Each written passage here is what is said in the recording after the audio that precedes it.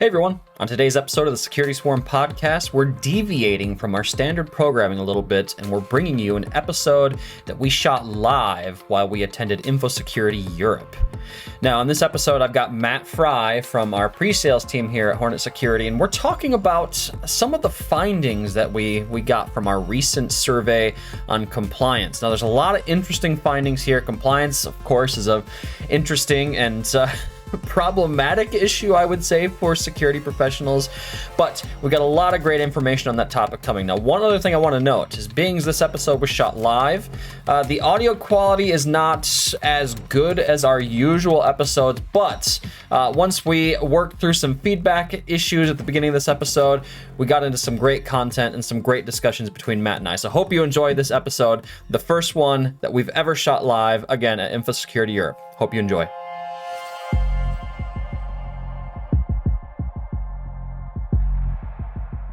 Welcome, everyone, again, to the Security Swarm podcast. And I'm your host, Andy Surwitz, and with me I've got Matt Frye. How's it going, Matt? Yeah, good, thank you, Andy. Good to be here. Like you say, first live one, and it's a buzzing show here in London. Nice to be here. Thank you. It is. And for those listeners of the show that aren't here where we are live from Infosecurity in London.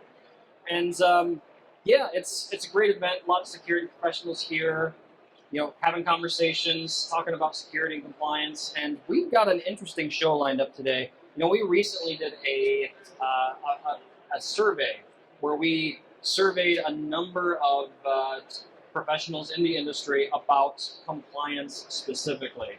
And I guess before we get into, the statistics, the survey numbers, just to kind of frame up the conversation, right, about compliance and the current state of compliance in the industry. And I mean, well, it's compliance and it's not going away, right? It's here for good.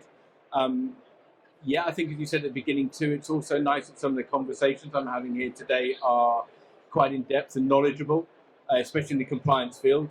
As you said, it isn't going away. It's only going to get stronger. It's part of the reason why we're here today. It's part of the reason why a lot of people are here today. We kind of framed up the conversation, right?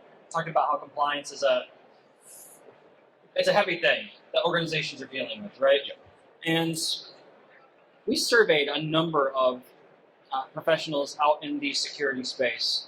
And I think the first thing that I want to start with here from our findings is the statistic that 4 in 5 organizations are more concerned about IT cybersecurity compliance issues now than 5 years ago, which to me is not really a surprise, because compliance, like we've already said, is it's getting heavier. But what are your thoughts on that, Matt?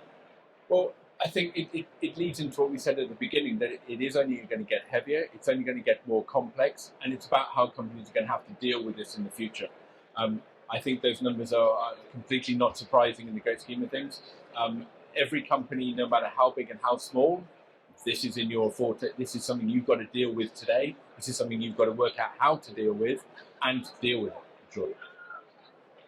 Right, for sure. And that kind of leads us into our next interesting finding. I feel like the one we just talked about, the organizations are more concerned about compliance than they used to be. It's kind of a no-brainer, right? Yeah. It's to be expected. Yep. But the next one was a little eye-opening for me, and that is 5 in 10, so half of survey respondents think that compliance with all of these various frameworks is, quote, very important. So only half of organizations feel that compliance is an important topic, or adherence with compliance along those regulations is important. It's just kind of surprising, right? Yeah. So it's paying me one mic, but I kind of just want to jump into that, because that then goes against the grain of everything we've just spoken about it's only going to get worse, it's only going to get more complex, it's only going to get more important, and yet that kind of percentage only see it as very important.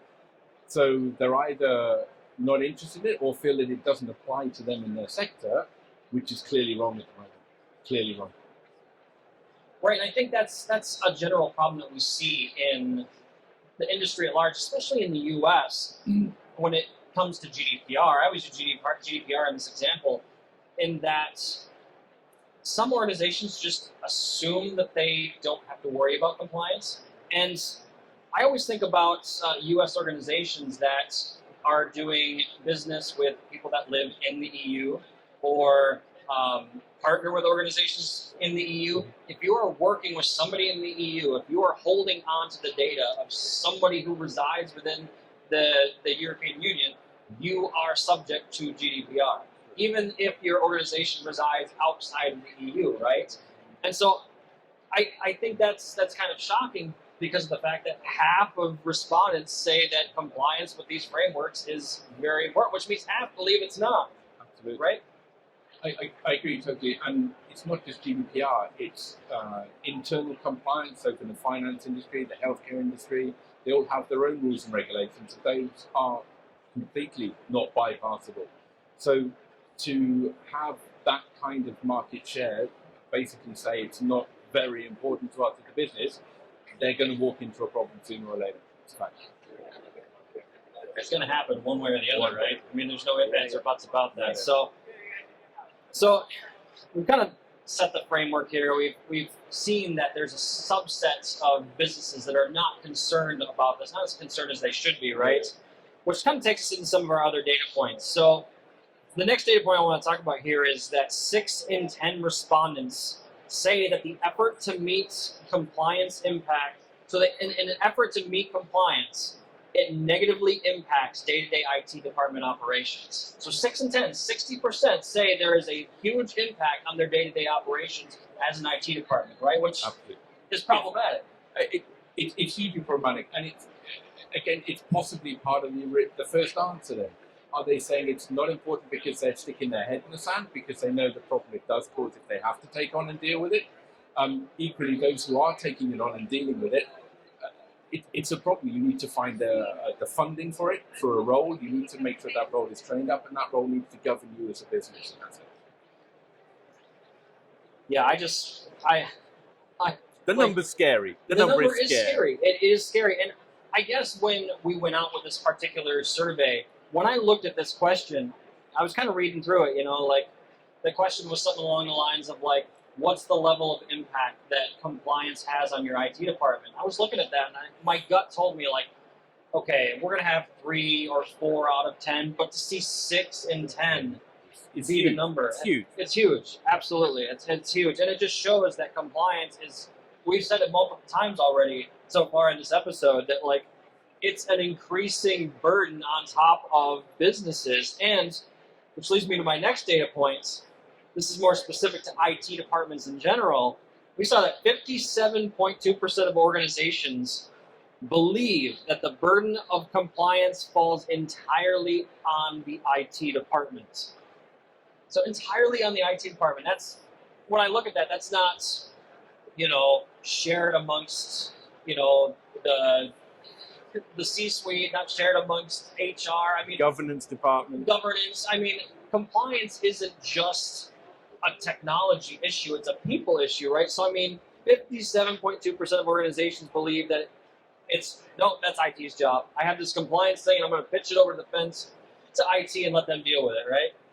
And in pitching it over the fence, so they're saying that the people who think about the policy, set the policy, then set the auditing framework for that policy, are the same people who then govern that policy and audit that policy. So I've had 2 conversations here today with people who, and one gentleman said to me, hey, I love that idea. I've not failed an audit yet. It's great. That's not compliance. It's just absolutely, I'm not saying it's not part of the IT department's deal, but you still have to have the funding for the person in place to do the governance. But that person can sit in a multitude of different departments within the company. And if you want to put it within the IT department, that's fine. But don't say it's just a matter of fact for the IT department. It's a matter of fact for governance. And wherever that governance sits, it's an irrelevance in that sense. It's a governance issue, not an IT issue.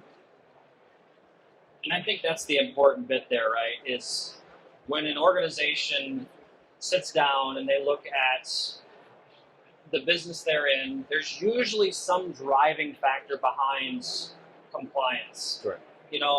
I live in the States, so when I think of compliance, I always think of things like HIPAA for healthcare, ITAR and CMMC for the defense space. We've got SOX that governs financial industries. And typically what we see in the States, and maybe it's the same over here too, is that when a business decides that they want to get into a certain industry, or they're going to do a certain thing, maybe we're a bank startup, so we have to adhere to financial compliance.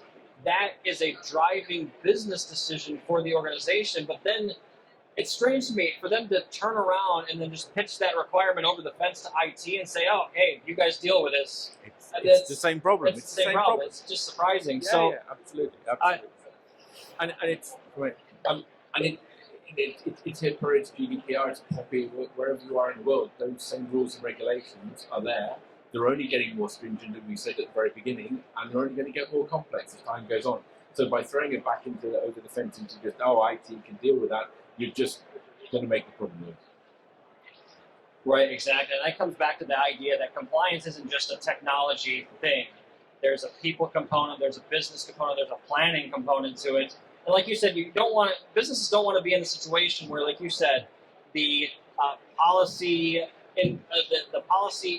enforcement person is not the same person who built the policy, who planned the policy. There needs to be those checks and balances within the organization. That way, when the auditor comes knocking, they know they're compliant. And in what other industry, what other sector, what other industry, with whatever other compliance methodology would that be acceptable? It wouldn't. It wouldn't, definitely. So that was one of the other shocking findings of our survey here. So we've talked a little bit about the landscape. We've talked about how organizations view compliance and kind of how that burden falls increasingly on the shoulders of the IT department. Let's talk about processes now, right? So a business has determined that, hey, we need to adhere to HIPAA or CMMC or GDPR, whatever. They put the controls in place. IT has bent over backwards, done backflips to do all this work for the organization, right? And now the next part of compliance is to verify that we are compliant, right? So we had a couple of questions here around that whole process of validating that the organization is compliant. And we found that 2 in 10 respondents of the survey use automated processes to verify IT compliance. So 2 in 10. So that means 80% of organizations are using manual processes to verify that they're compliant, which is time intensive, right? Absolutely. It's not only time intensive, it's not time intensive, it's non-productive, it's full of holes, it's full of problems, it's full of human error. Automated tools in this day and age, that kind of seems a silly thing to say, that there are automated tools out there. There have been automated tools for kind of stuff for nearly a decade. Right. Okay, maybe not the best automated tools, maybe that's why people aren't using them, but they've been automated tools. So if 80% are still using manual tools, those 80% are the same 80% who've written the rules, planned the rules, set the rules, and are now manually checking those rules. It kind of just gets worse. And I look at this from an IT perspective, because that's what I've done throughout my career, but I almost look at this like the same way I would look at infrastructure automation, in that if I want to guarantee that something is the same way every time it happens, I'm going to put some sort of automation in place to take the human factor out of the equation completely. Because people make mistakes, right? And not only maybe they're making mistakes in terms of whatever they need to be compliant with, but you can make mistakes checking the compliance too, right? 100%. And again, go back to the good old days of IT. We even have PowerShell scripts for creating users. You have PowerShell scripts for creating sites. You have PowerShell scripts for all this kind of stuff to make the automation process the same every time without the human error aspect. And so that was really surprising me. It's just 80% people using manual processes. But is that a problem because the tools are rubbish? Right. And that leads us into our next data point, right? We started asking about cloud in general because, a large subset of the industry has moved into 365, right? Because of all the benefits that 365 brings to the industry. And there's always been this outlier, I guess, in that there's always been this subset of IT departments and businesses who have looked at the cloud and they've said, you know what, that we don't trust that. We're afraid of the cloud. And even we're in what, year 12, 13, 14 of the cloud, something like that. And there's still organizations out there that are afraid of it. And so that's kind of what this next data point goes into, where of the respondents, we found that 1 in 3 respondents say the lack of effective reporting and auditing tools is the main reason the cloud cannot be used to store data. The main reason that cannot be used to store data. So that comes back to the trust discussion, right? 100%. And 100%. it comes back to everything we've been talking about so far with effective tools and effective processes. So it's kind of not a surprise there, right? No, I don't think it's a surprise at all. And I think the fact that people are still nervous of the cloud and its security is an aspect of how that transition has happened, how it's been allowed to happen by the partners, like Microsoft defenders. Sorry. I think, I remember the early conversations about Microsoft Cloud being insecure because it was just wide open. Back in the day, your firewall was locked down to your Exchange server in-house. You were restricting the traffic down, you were dealing with it, sorting it out. With the cloud, it's just all there, send it all in, and just trust whoever's cloud it was you were using to filter it out and manage it.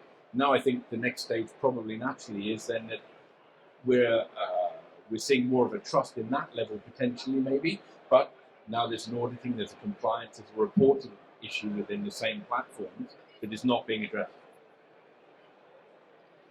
Right, which ties in with the next data point I have, right? And that's 4 in 5 respondents. You know where I'm going with this. 4 in 5 respondents of our survey said that their organization would gain, quote, moderate to extreme benefits from using easier compliance management tools in Microsoft 365. So I can speak from experience myself, again, going back to my MSP days in the trenches, working with 365 across a diverse customer base.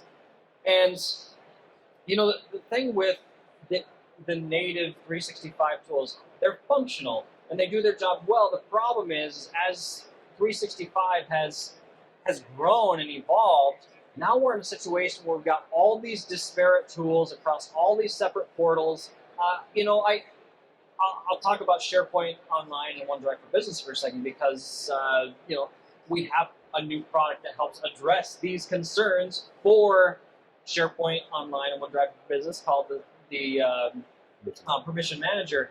And the thing is I've been digging through SharePoint and OneDrive for Business a lot lately, tinkering with this new tool of ours. And in order to properly manage and wrap your hands around the permissions for SharePoint Online and OneDrive for Business, you have to jump through Azure Active Directory, you have to jump through SharePoint site settings, folder permissions, share permissions, individual file permissions, and then even from there, there's a couple of other locations that permissions can be altered or modified. And on top of that, there's also some hidden pitfalls. The one I think of off the top of my head is by default, you have your read group for a SharePoint site, right? With a capital R. And it's exactly how it sounds, right? It's read permissions, and anybody in that group, they have read access to whatever's in the SharePoint library, right? Or wherever that permission is set. I didn't know until recently, if I wanted to, I could go in and I could create a second read group, this one with a lowercase r, and give it full read-write permission. Full access permission. Exactly, for access permissions. And then from there, if I was the administrator and I didn't know about this other read group, I wouldn't have visibility into it unless I dug through Azure AD or I ran some sort of API call or something along those lines. And it effectively becomes invisible behind the primary group. It does. And again, it speaks to the difficulty in managing and wrapping your hands around those share settings using the native tools. So yeah. No, sorry, I didn't mean to interrupt. I was going to lead on from that and just say that's absolutely correct. When we set up our demo environments for our new product, the complexity to go in and set the rules I wanted that were wrong in our case, but it didn't matter. Just go and set the rules I wanted. I kept ending up back at the wrong page, looping back in the circle, trying to find where it was. And without going on about the product in detail, it's the reason why we have this product. You know, that complexity, and again, leading back to a previous question from you, that the auditing, the compliance, the reporting aspects are just not there, or not clearly there, not easily available, and not easily manageable. And that's again what everybody is speaking about. We're meeting here today, that they want clean, clear, crisp reporting, compliance, and that's why we're here. And that's equally why you need another layer on top of Microsoft for all of those products. Exactly. So no, we only have a couple minutes left here for the episode, and there's basically one other area I want to get into, and that is when we talk about compliance, we talk about penalties that are associated with non-compliance, right? And so one of the questions that we asked in our survey was like, okay, hey, you know, did you ever have to pay a penalty, right? And what we found is that large businesses are more likely to receive penalties for non-compliance, which is not really a surprise there because the SMBs and the SMEs of the world aren't really closely being looked at. I mean, when we talk about percentages here, 35.3% of large businesses that were surveyed have been penalized for non-compliance, which is a higher number than I would have expected. But by contrast, when you look at the SMB space, only 2.8% of them had been penalized for non-compliance, right? So, smaller number than I was expecting for the SMB, but larger number than I was expecting for the enterprise space. What do you think? I think it is very surprising, but I think we were talking earlier today about this sort of baseline level and where people need to sit for that baseline level, and I think in our conversation we said that, you know, the GDPR level is, say, let's sit in the middle. Somewhere like the States, for you guys, your baseline level is much lower. Okay, so but the moment you need to get into any kind of data-centric or data-aware industry, then that level immediately jumps twice as high as GDPR and its own levels. You've got SOX and HIPAA that you alluded to before. So I always kind of imagined that our GDPR was this reasonably good middle layer. But say only 2% of small businesses are getting any kind of finage within that, then what is happening to those other 89%? And is that equally, again, another factor that leads back to the beginning, is why half of them are not paying that much attention? There isn't maybe the impact, there isn't maybe the yet. But again, it's all coming, it's only going to get worse, it's only going to get more complex. So you'll have to deal with complexity, you'll have to deal with more compliance rules and regulations, and you're going to have to deal with this going forward. And I think you bring up a very valid point. That it seems like the baseline for compliance here in the EU is generally higher than what we have in the States. So I think about, like, you know, if I was in the States and I wanted to go start a retail business, you know, depending on my size, I probably wouldn't have to worry about compliance until I started accepting retail card information and holding on to it for some reason, right? And so at that point, my compliance requirement would be much higher. And I think also when we talk about penalties and in terms of enforcement, I think that's only going to increase over time too, because again, looking at the state specifically, because that's where I live, I have read and heard where the organization that governs HIPAA, which is healthcare compliance in the States, they basically said, okay, get ready, folks, because the gloves are coming off, right? Absolutely. Which is a whole other concern. Yeah. But I think that's global too. I don't think that's just with HIPAA as a simple. It's the same with POPI, it's the same with GDPR. I think governing bodies are realizing that we have to get more serious about this.